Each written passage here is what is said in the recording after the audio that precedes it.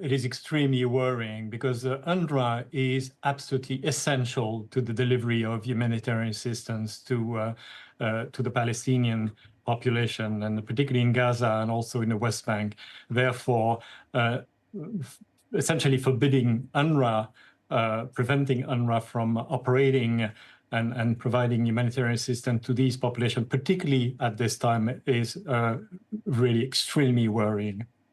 I mean, where does this leave things? Because, of course, there have been concerns about the level of aid reaching especially northern Gaza. I mean, when you look at the graphs and the stats, which I have had, and I've, these are stats that have come from Israel themselves, you can see that aid into northern Gaza in particular has completely fallen off the cliff in October. And now this.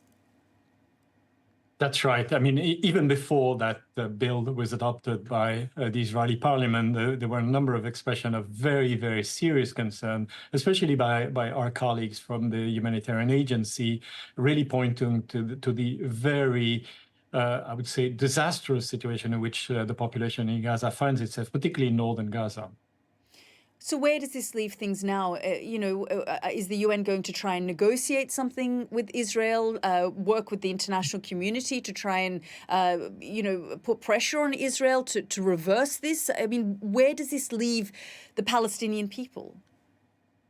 Well, you would have seen a statement by our UN Secretary General, Antonio Guterres, and he indicated that he would come to the UN General Assembly to put the matter in front of that body, the supreme body of the United Nations.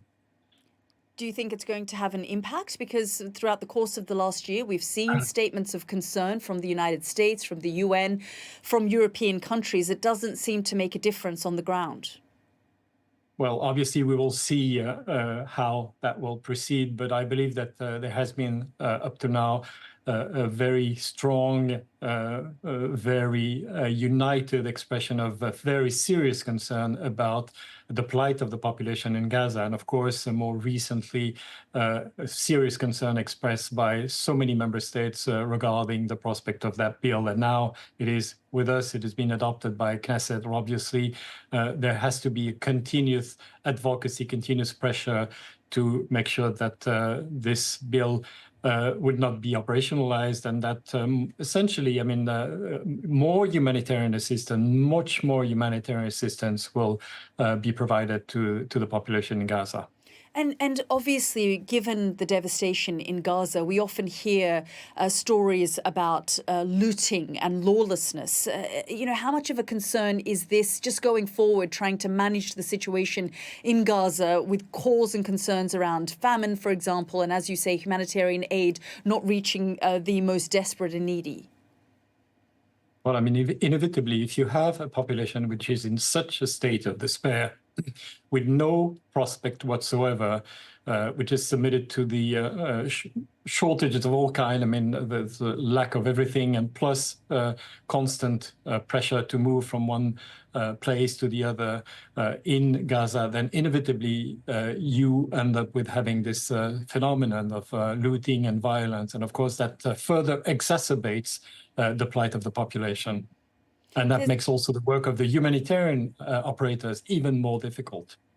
And just to that point around lawlessness, there are discussions and calls for perhaps the UN putting a police force in Gaza. Just your response to that. Is that something that could happen in the near future, if that is something that member states call on? Well, I believe that is still hypothetical, but obviously, and the operator, the actors on the ground would have to somehow be in agreement with the deployment of any third party, and particularly a uniformed force. I believe that if you're talking about a UN force, a UN uniform component, that it would have to be authorized by the UN Security Council as well. But having said this, the role of the UN is to support and promote all efforts aimed at helping the population, and obviously also aimed at promoting a cessation of hostility and the resumption of negotiation. I mean, is that something that the UN forces are capable of doing? Because, of course, we can see what's going on as well in Lebanon, for example, with the peacekeeping forces. You've been quite vocal about the situation there and what the peacekeeping forces have confronted. Yes, we've been quite vocal, and we will continue to be, because all attacks against UN peacekeepers are unacceptable. All the parties have an obligation, and it's an international obligation, to protect the safety and the security of the peacekeepers. And those peacekeepers have been mandated by the UN Security Council. They're there to support efforts towards a political solution, help the parties achieve that. And obviously, right now, in Lebanon, we are in a context of fightings, but it is critically important for the peacekeepers to remain, so that whatever they can do today, and they do a lot, particularly in terms of supporting those civilians who remain in the area, those activities can continue, but also because once, hopefully very soon, there is a cessation of hostilities and a return to the negotiating table, then UNIFIL has to be there, because it's there to help the parties implement a political solution. But do you believe that they are being targeted deliberately? I think that in some instances, we've seen a clear indication of deliberate attacks. But I wouldn't say that all attacks or all incidents have been deliberate. In a number of cases, we still have to investigate, and there was a recent incident today on a building of our transport section at UNIFIL HQ in Nakura. A rocket fell on the roof. There were 3 Austrian peacekeepers injured, and thankfully not serious injuries. We will investigate that case, and UNIFIL is currently investigating other cases.